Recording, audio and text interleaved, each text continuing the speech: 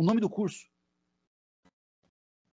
este, é propedêutico. Essa palavra já causa calafrio, porque meio que ninguém meio que sabe o que é, meio que, né? Já ouviu falar, mas é termo filosófico, é elegante. Mas o que diz é outra história. Então hoje eu vou contar a história. Propedêutico é uma palavra grega. Grega, vem do grego. Parou. Ah, não, a palavra é da língua portuguesa, né? Ó, assim, é português. Mas a formulação etimológica é grega. Porém, seu emprego, sua popularização se deu entre os alemães. Particularmente, da mesma época do idealismo alemão, ao qual me referi na aula passada, falávamos sobre o fim do século XVIII, início do século XIX, um leve passeio entre Kant e Hegel. Dentre eles temos uma porção de contemporâneos muito interessantes, como Friedrich Schelling, né? A palavra tornou-se popular, propedêutico. E nós temos um título de uma obra famosa de Hegel, né? Nós temos aí a Propedêutica Filosófica de Hegel, que na verdade é uma introdução para a enciclopédia. E temos também uma propedêutica à filosofia do Friedrich Schelling, que foi um amigo de Hegel, eles estudaram juntos, foram colegas de república de quarto juntos, mas depois seguiram caminhos separados na interpretação teológica, filosófica, né? E é isso que essa é a função do propedêutico, ela é uma introdução de teor filosófico. Propedêutico, então, vem do grego pró, formado por pró, que diz frente, né? O que vem à frente, na frente, ou o que vem antes, no sentido de antecipação. É meio que o oposto de epi. Epi é o que vem depois, no tardio. Já viram, né? Prólogo e epílogo no livro. Prólogo é o que vem antes, epílogo. Logos, né? É o discurso anterior e o discurso posterior ao corpo do texto que fica no desenvolvimento. Mito de Prometeu, né? Prometeu. E ele tem um irmão, que é o Epimeteu, que é o que pensa depois. E o Pró, que pensa antes. Hesíodo, né? Já viram isso no mito de Hesíodo? Bom, então, antes, que vem do indo-europeu, lá do indo-europeu, né? A gente adiciona a vocalização para dar um de pronunciar. O que é adiante, é o que se põe à frente. Sempre naquele, como eu falei na aula em etimologia, sempre concreto. O indo-europeu ele tem um teor de concreção. Então, é aquilo que se põe à frente com as mãos, aquilo que você pega e põe à frente. Esse é o que vai dar origem ao pró. E paideutikos. Paideutikos. Paideutikos é relativo à educação, cultura, formação e polis. Ou seja, paidêutico tem uma acepção cultural, política, relacional e historicamente demarcada. Já ouviram falar num conceito famoso de paideia? Paideia, ou um termo grego também, que costuma se traduzir como educação. De uma forma mais vulgar. Educação. Educação no sentido grego, né? O que os gregos faziam é um pouco mais complexo que isso. Ah, não, professor, tá de brincadeira. Facilita aí. Não, eu vou ter que falar sério com vocês. Paideia. Costuma se falar, né? Aqui a gente fala paideia, né? Para brasileirar a pronúncia. Mas a pronúncia grega tem essa ênfase no i, paideia. A paideia foi o assunto principal de um dos grandes filólogos alemães, alemão de novo, né? Sempre, né? Um dos grandes filólogos alemães que se chama Werner Jäger. Werner Jäger. Já ouviram falar nele? se escreve Werner Jaeger.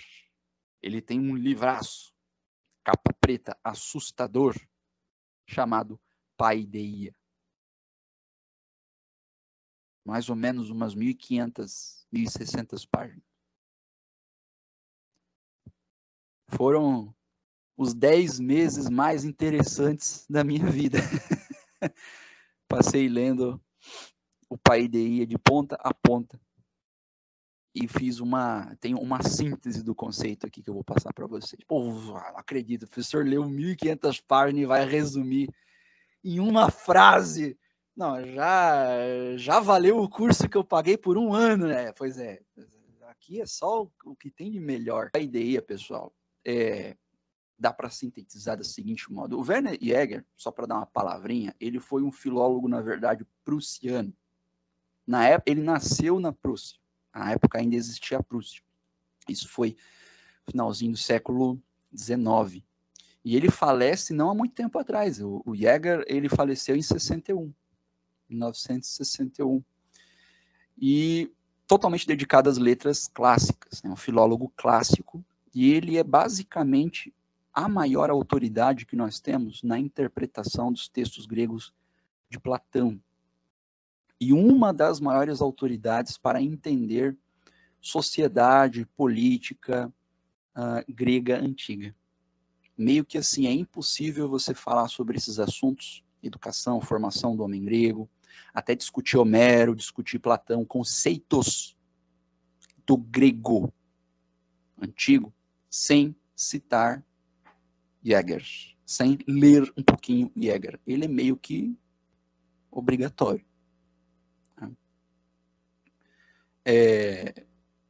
Bom, segundo Jaeger, paideia, podemos resumir assim, é formar e ser formado pelas formas culturais disponíveis de modo consciente. Formar, ser formado pelas formas culturais disponíveis conscientemente. Só aí já dá para ter uma ideia que a coisa vai muito além de receber instrução. Na verdade, a paideia contém a instrução. Vamos nos aprofundar. Não se preocupem.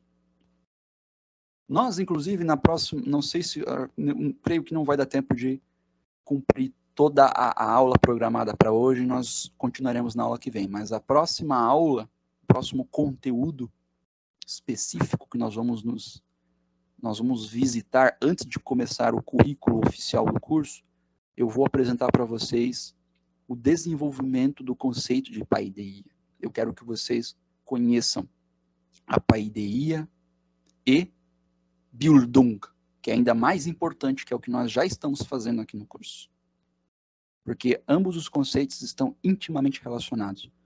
O mundo filosófico alemão, ele procurou ser, e na minha opinião conseguiu ser, uma extensão, um amadurecimento, uma continuação, um reavivamento, um rejuvenescimento do grego pré-romano. Essa foi a intenção de todos os intelectuais alemães do fim do século XVIII. Então, faz todo sentido, e eu vou mostrar isso para vocês, que o Bildung alemão seja a continuação ou a atualização contemporânea da paideia grega. Por isso é tão importante conhecer ambos. Ok? Bom, na paideia, Jaeger dirá que é o seguinte, a physis, que também é um conceito grego, physis, que dará origem ao termo física e que costuma se traduzir como natureza, a physis é o fundamento de toda a educação possível. Em primeiro lugar, é a natureza que dará as bases sobre as quais a educação acontecerá. A physis, vocês já ouviram falar nesse termo? Alguém aqui já leu filosofia, já esbarrou em algum resumo, história da filosofia, já viu, porque os antigos pré-socráticos estudavam a physis, porque Aristóteles leu a physis e desenvolveu a metafísica e tal, e aí a igreja e aquela briga de espada, né? Muito bem. Physis não é apenas natureza no sentido científico que nós damos no termo. A physis foi utilizada na Grécia pela primeira vez, o termo foi empregado poeticamente, como tudo que é conceito filosófico, meus amigos gregos. O seu primeiro uso, o uso originário, podemos chamar assim, foi poético. A filosofia se estrutura na poética. Não apenas, como se costuma dizer, né, em alguns manuais de filosofia, a filosofia veio do mito. Não, pior, calma. A filosofia veio da mitologia. Aí eu quero morrer. Porque tem 1 trilhão de erros aí que não são esclarecidos. Mas a gente vai esclarecer isso, fiquem tranquilos. Por hora, satisfaçam-se com o seguinte: mito e poética são as raízes da filosofia. Nós vamos visitá-los. Vamos. A gente não vai cair de boca na tradição filosófica como se ela surgisse do nada. Nada vem do nada. Os escolásticos já nos ensinaram isso. Nada vem do nada.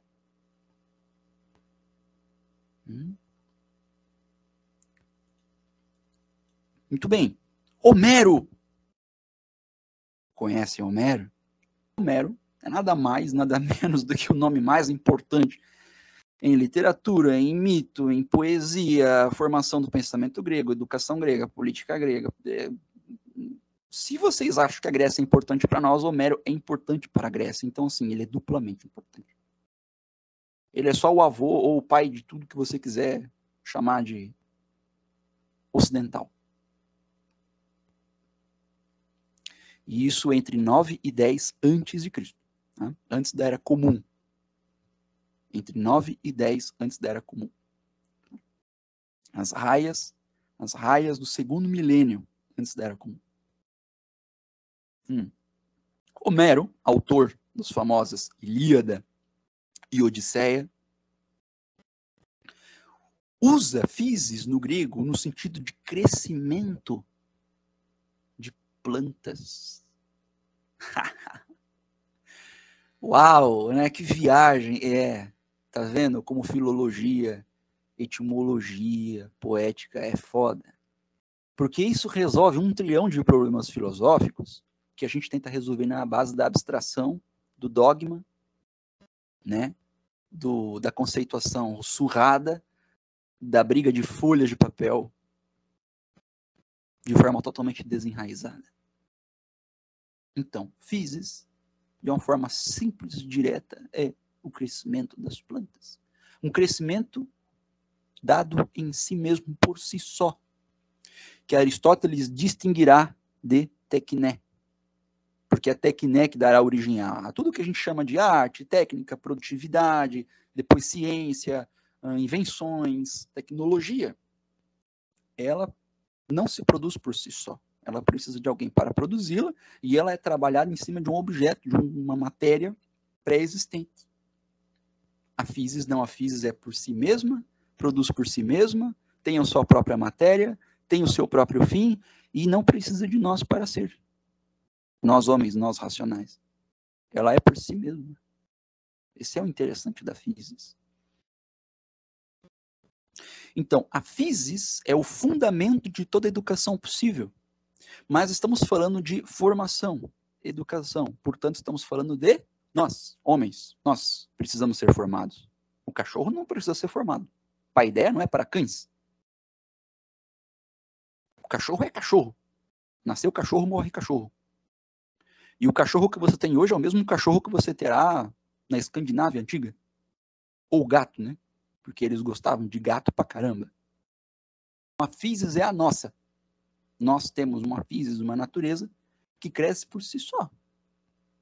Crescemos, né? Envelhecemos, a gente cresce espontaneamente, né? A gente se mantém com as nossas energias. e tal. Nós temos a nossa physis. Essa physis é a base da educação. Ela é o fundamento de toda educação possível. Sêneca, grande escritor Sêneca, milionário da Roma Antiga, tem um ensaio maravilhoso chamado Da Tranquilidade da Alma. Tranquilidade da Alma. Tranquilitate animi. E ele diz, tem um enunciado do Sêneca que eu guardo no coração, que ele diz assim: se a natureza é relutante, o trabalho é infrutífero. Que tem tudo a ver com a paideia grega e com o sentido de physis aplicado à educação. Se a natureza é relutante, se o aluno não tem a competência mínima, se ele não tem a atenção mínima, se ele não tem o interesse mínimo, se ele não se deixa contaminar com o entusiasmo do professor, provavelmente não é para ele. Não está na physis dele. Não está de acordo. Ele é bom para outra coisa, que demande menos educação, ou um outro tipo de educação que não seja a paideia, que não seja o birudunga.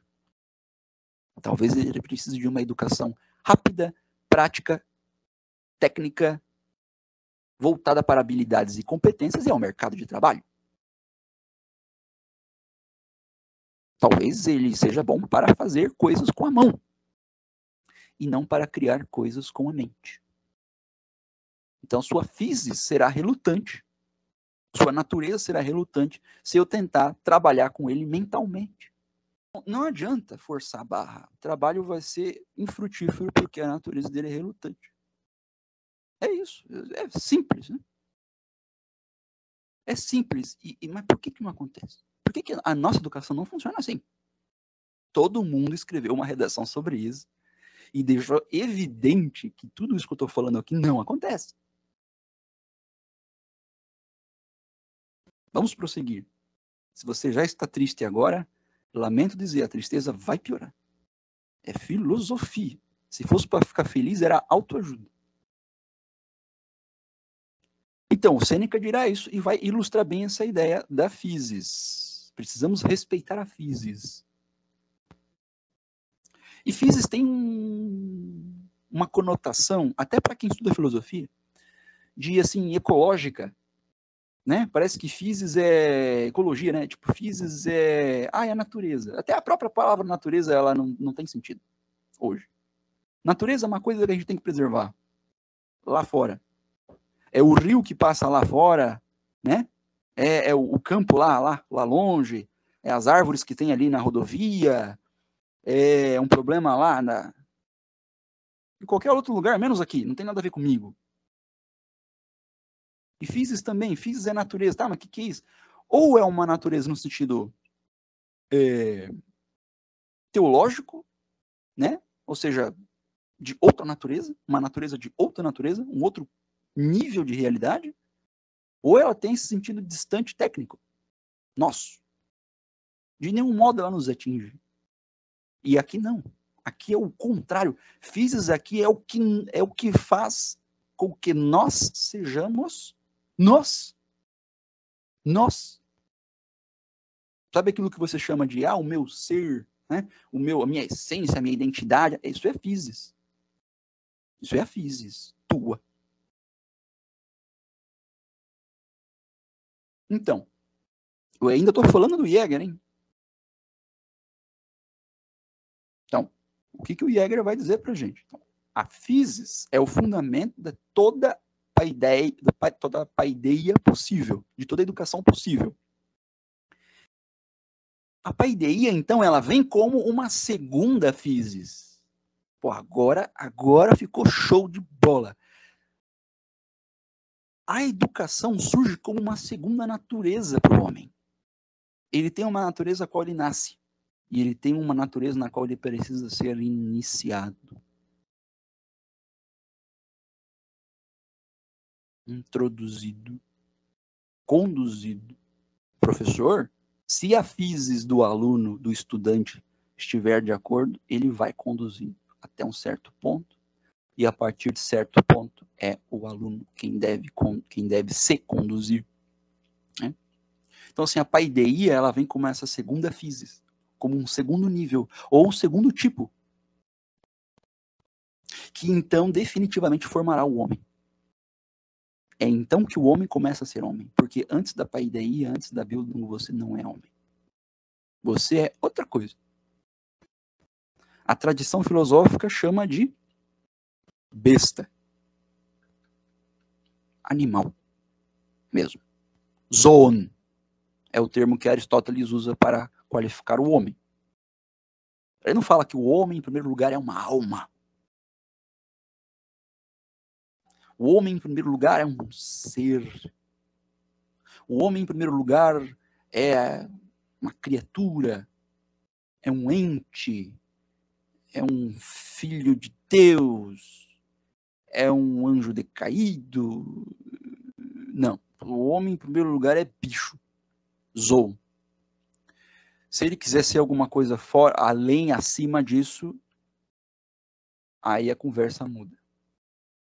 Então é a paideia que te dá acesso à humanidade. Te introduz na humanidade.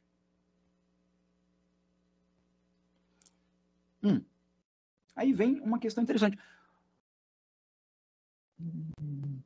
Como é composta essa paideia? Porque, tipo, é o quê? É ensinar matemática e história pro cara? Não, né? Vamos lá. A paideia, então, segundo Hegel, ela pode ser dividida, então, em 3 partes. Primeira, a mátesis, que vai dar origem à palavra matemática, que não se reduz, para os gregos, em aritmética. Não se reduz a número, a equações, a cálculos, demonstrações numéricas, lógica, matemática. Vai além de números. Mátesis significa conteúdos que podem ser aprendidos e que podem ser ensinados. Tudo o que o homem pode aprender, tudo o que o homem pode ensinar, se chama mátesis. Isso vai dar origem a matémata. Matémata. Quem aqui já leu História da Filosofia sabe. Dizem que Pórtico de Platão, então, na academia dizia, tem várias versões para isso, mas em resumo diz mais ou menos assim, né, os livros trazem assim, só entra quem souber matemática. Já ouviram falar nisso? Só entra quem souber geometria, e muda, né, tem várias versões para essa frase. No grego é matémata. Matémata. E matémata no grego é o que eu acabei de falar para vocês. Então, o que Platão quis dizer se ele escreveu isso no Pórtico de fato? Aqui entram aqueles que sabem aprender, que podem aprender. Tudo o que se há para aprender. Os melhores estudantes. É uma seletividade ao estilo Mistérios de Eleusis, Mistérios órficos. Quem aqui gosta, quem aqui conhece religiões de mistérios, nós vamos visitar algumas aí ao longo do curso, nos momentos propícios, claro. Tem essa preocupação com a seletividade. Alguns fazem parte, alguns entram, alguns conhecem, alguns se adentram nos níveis dos mistérios, cada um tem uma organização particular. E Platão era um conhecedor dos mistérios, em especial, os órficos.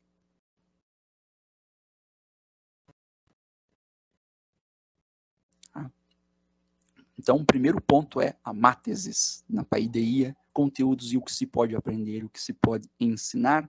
Segunda parte, didascalia. Didascalia.